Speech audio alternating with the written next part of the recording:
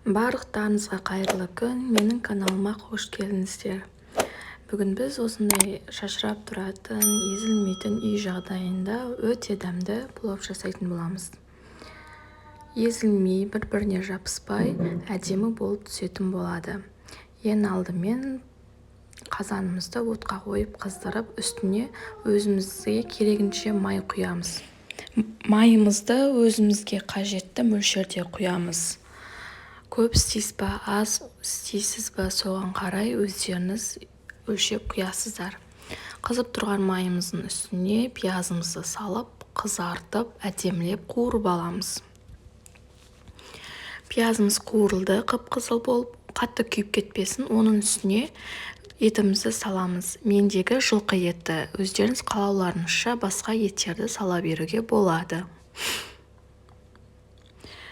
Еттерімізді кезекпен салып, оны да қызартып қуырып аламыз. Араластырып тұрамыз. Пиязымыз бен етіміз қосылып, күйіп кетпесін. Күйіп кетсе, палауымыздың түсі өзгеріп, қоңыр түске боялып кетеді.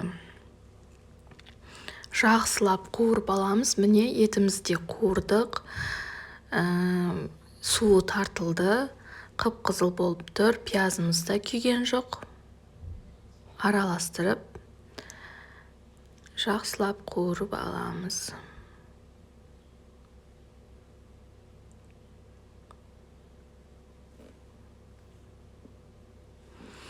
Жақсылап қуырылған етіміздің үстіне туралып дайын тұрған сәбізімізді саламыз.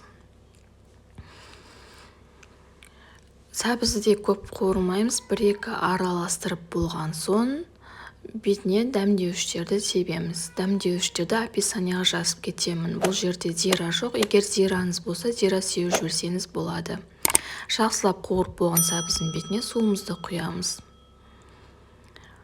Суымызды қайнап шыққанша күтеміз. Міне қайнап тұр. Тағы да 20 минуттай қайнатамыз. Ол қайнап біткенше күрішімізді дайындаймыз. Күріштің үстіне тұз салып, мұздай сумен бір рет шайып жібереміз. Оны шайып төгіп болған соң тағы да 3-4 мәрте таза сумен тазалап жуып аламыз. Мұздай сумен, мен суға қойып қоймаймын алдын ала. Олай істесеңіздер езіліп кетуі мүмкін. Міне қайнап дайын болды. Суымыз да аздап тартылды. Оның бетіне күрішімізді саламыз.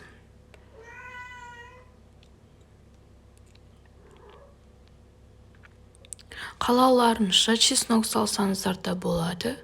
Мен бұл жолы чеснок салмадым. Міне қайнап жатыр. Су тартылғанша қайнатамыз. Су тартылған соң палауымызды ортаға осылай жинап, ара-арасын қасықпен тесіп шығамыз. Бетіне салафанмен жауып қойсаңыздар болады демдеген кезде. 20 минут жай отта қойып демдейміз палауымызды. Осылай барлығын тесіп шығамыз. 20 минутта дайын болады. Міне достар, палауымыз дайын болды. Көріп тұрғандарыңыздай әдемі болып шықты. Түсі де әдемі болып шықты. Езілген жоқ, жабысқан жоқ. Достар, менің каналыма тіркеліп, лайк басып қолдап кетіңіздер. Егер менің видеоларым ұнап жатса, өздеріңіздің таныстарыңызға таратыңыздар. Міндетті түрде тіркеліп қойыңыздар, мені жоғалтып алмау үшін. Келесі видеода жолыққанша сау болыңыздар.